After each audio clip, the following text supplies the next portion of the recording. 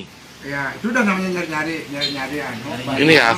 Ada didapatkan ini soal pengunduran diri, surat pernyataan dari sekretaris. Om Swastiastu, Pak Komang Rene ya. Ya, Om Swastiastu. Insinyur I Komang Rene SEM.SC MPD.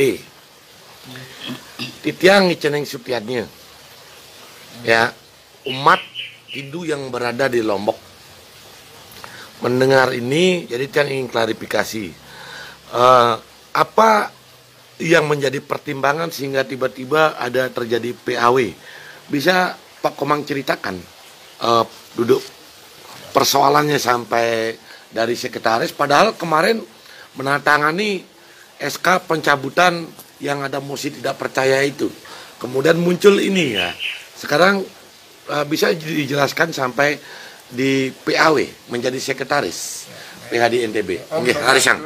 Om Swastiastu. Saya mau klarifikasi, saat sebenarnya saya tidak tahu, beberapa tiga hari lalu saya dapat informasi dari seseorang mengatakan saya sudah di PAW dari posisi sekretaris. Kita nggak tahu apa masalahnya, gitu ya. Setelah ditanyakan di dalam grup PHDI, ditanyakan barulah muncul sudah 10 hari itu. PAW itu dikeluarkan, baru di-share di dalam grup. Jadi secara pribadi saya belum menerima surat PAW itu. Sampai sekarang belum menerima? Belum ada. Harusnya kan ada, kalau memang ada PAW ada alasannya seperti apa. Nah, di dalam SK yang di dalam grup, dalam WA itu, saya baca, alasannya adalah saya dikatakan sebagai pengurus Partai Demokrat di bidang pendidikan, sehingga sesudah anggaran dasar rumah tangga tidak boleh merangkap jabatan.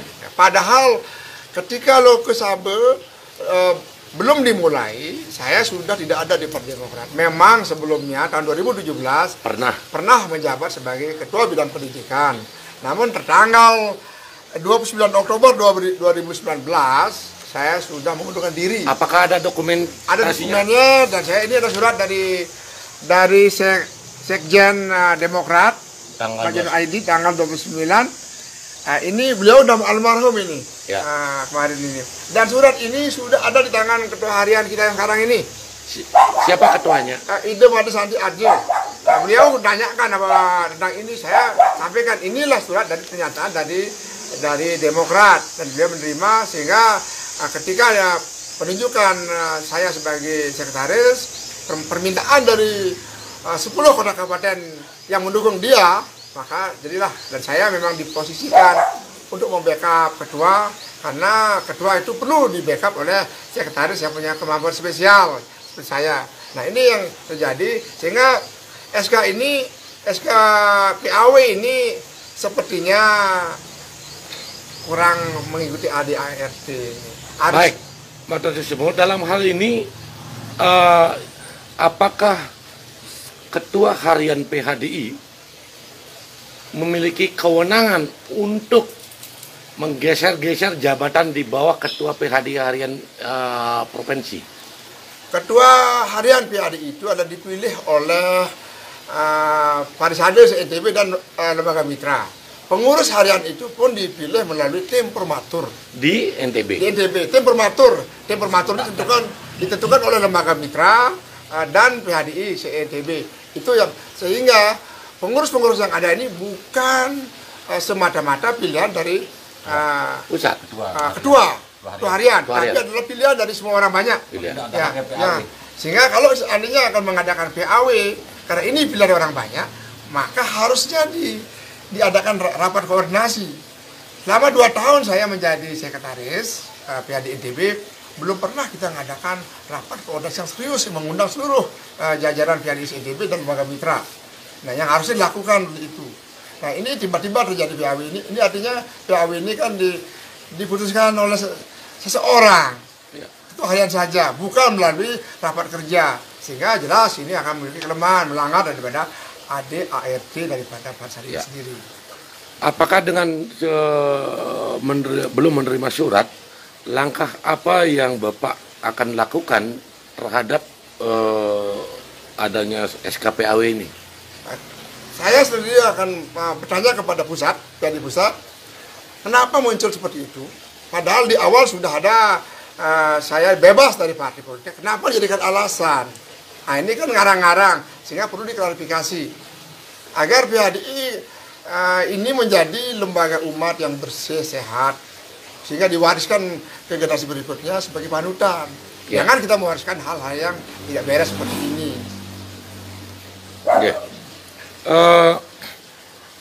Kalau misalnya ada surat yang masuk atau surat kaleng ataupun surat resmi yang menyatakan Bapak masih ikut berpartai, padahal dokumennya sudah cukup kuat, tentunya Ketua PHD pasti akan membela atau memberikan keterangan dan dokumen.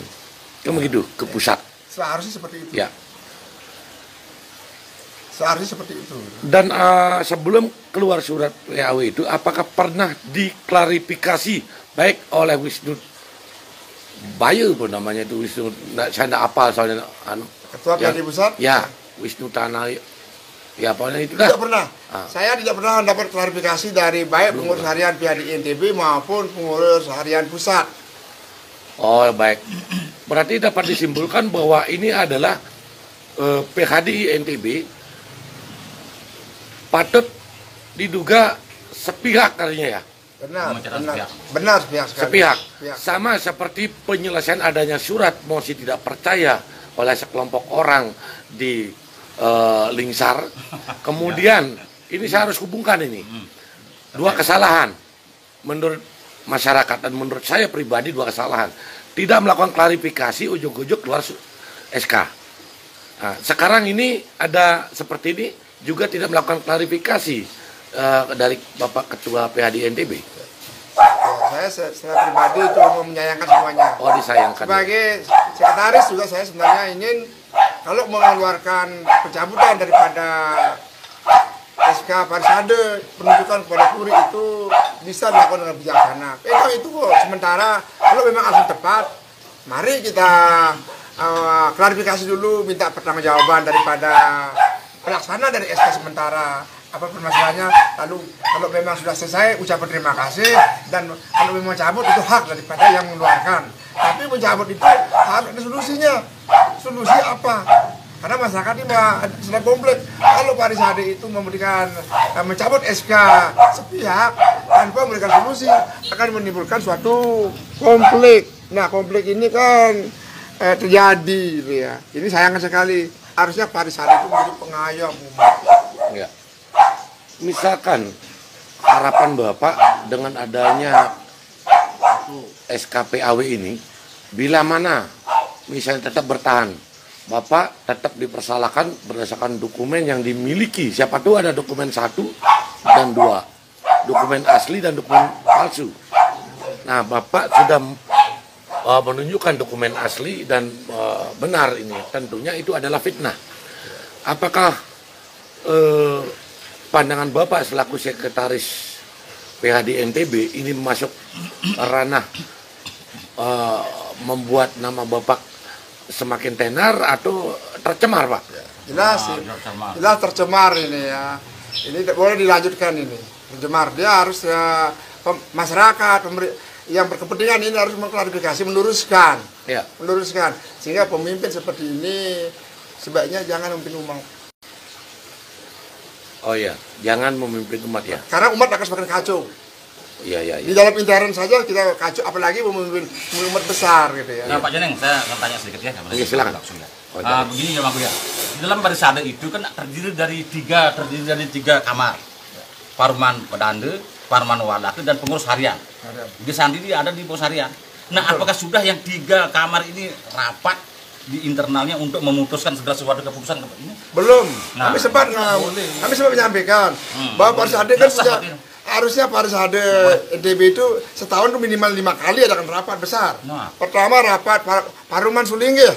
Sulinggih membuat konsep yang akan diberikan kepada pengurus harian untuk melaksanakannya. Ada Paruman Walake membuat konsep Mekasaran. Ya, baru pengurus harian. Ya. Baru rapat dengan seluruh PHDI NTB dan terakhir adalah rapat dengan mitra yang mengusung kita menjadi pengurus harian.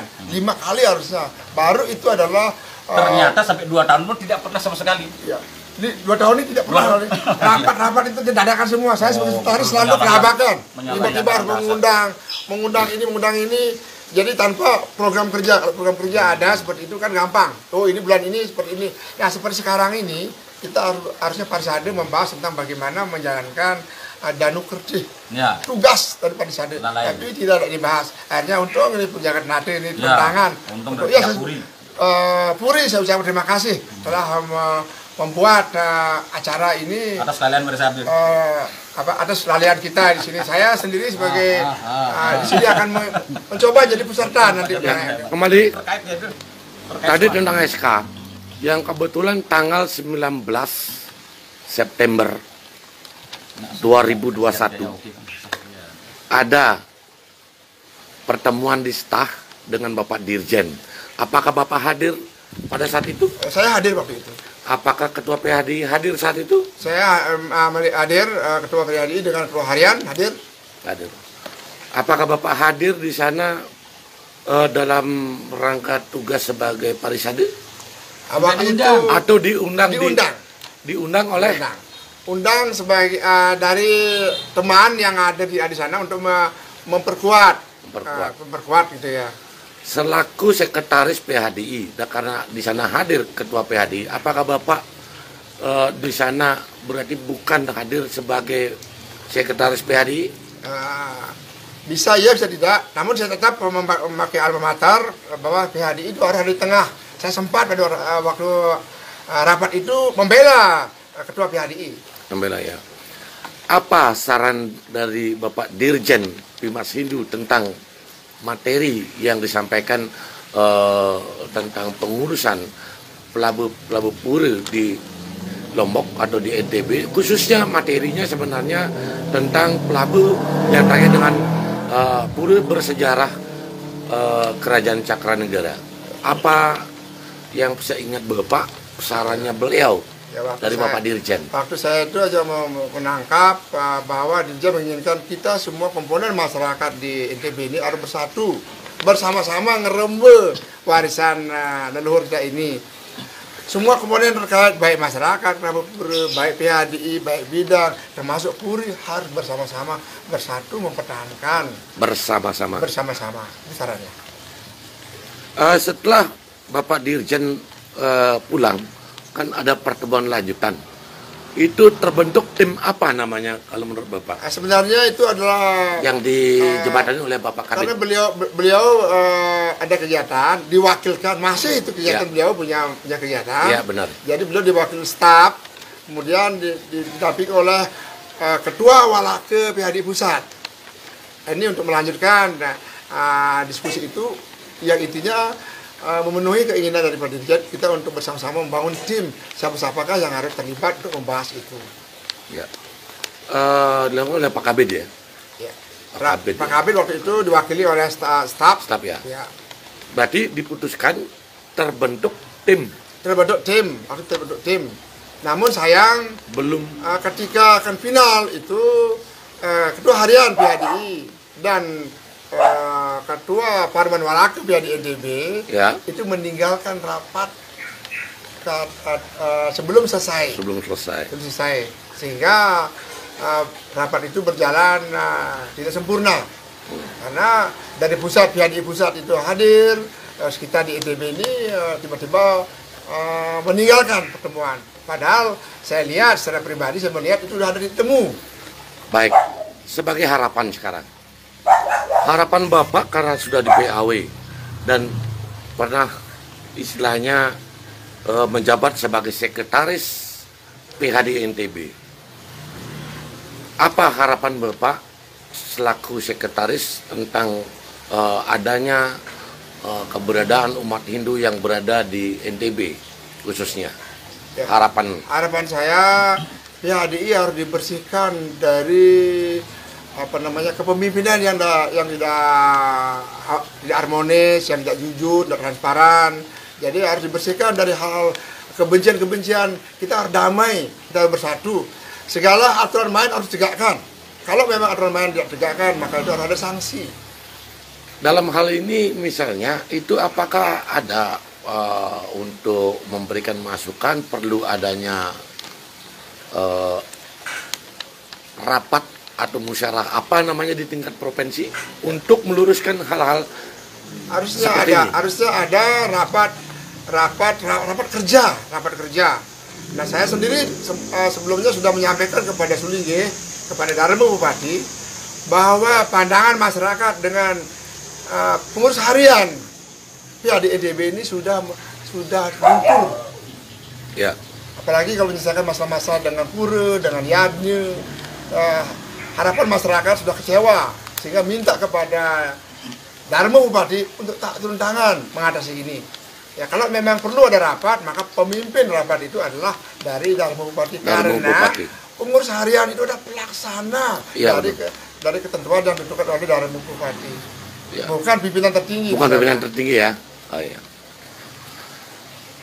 Ya, mungkin saya Pak, bagaimana pendapat Bapak tentang adanya PAW, dan tadi sudah disampaikan harapan ternyata PHDI ini harus apa namanya di servis atau di apa ini namanya? Cermati tadi kan pertama di rumahku kemarin ini sebelum mencalonkan diri sebagai sekretaris PHDI NTB, beliaunya sudah mengundurkan diri dari partai.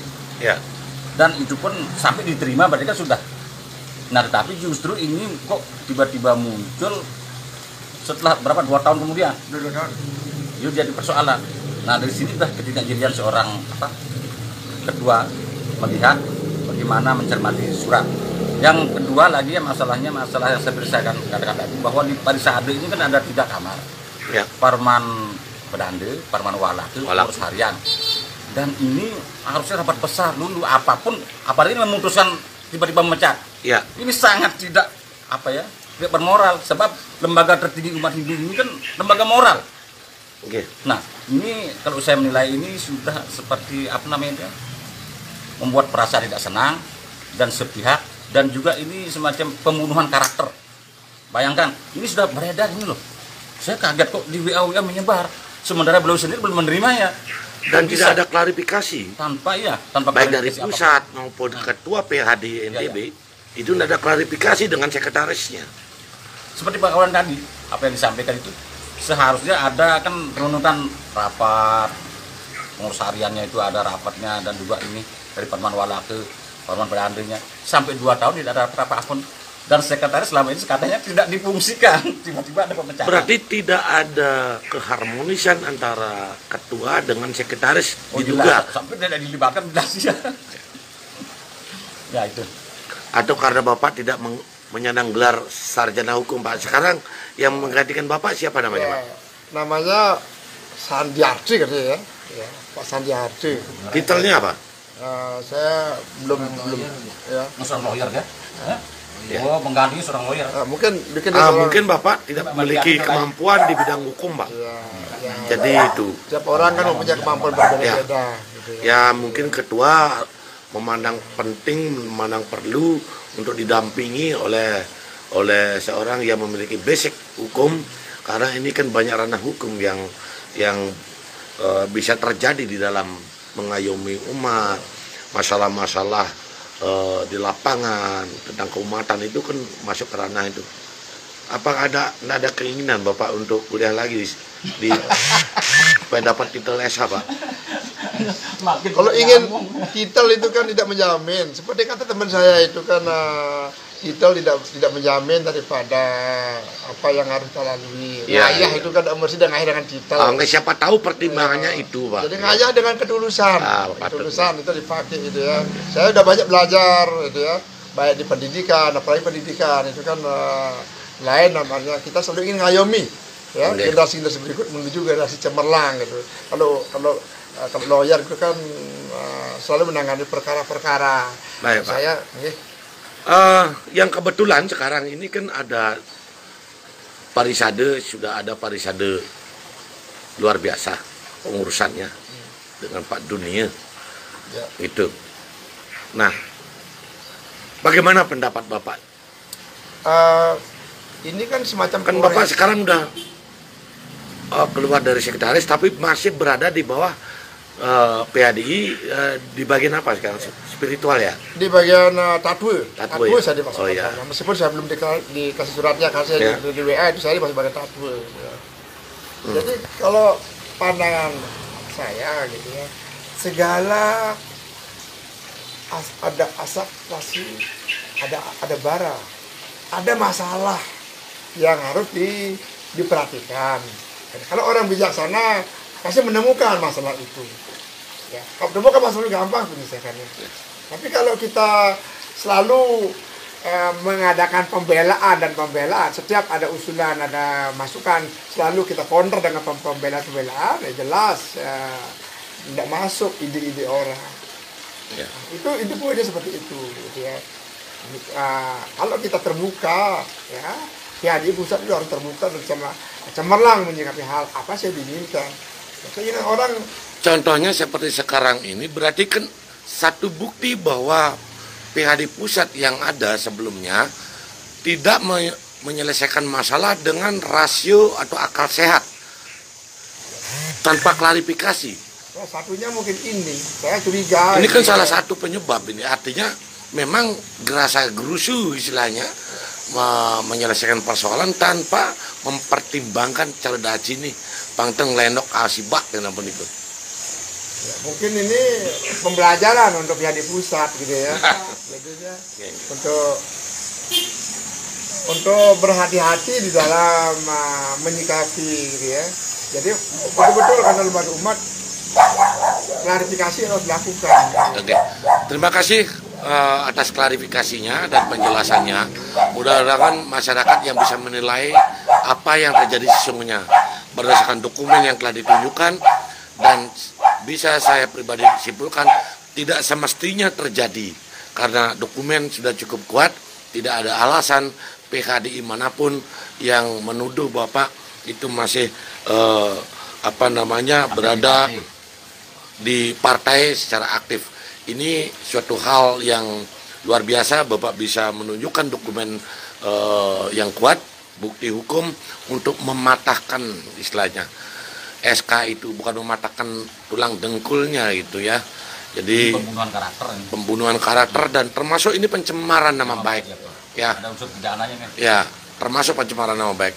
Astungkale, mudah-mudahan masyarakat semakin cerdas dan dalam menilai lembaga umat khususnya PHDI Provinsi NTB.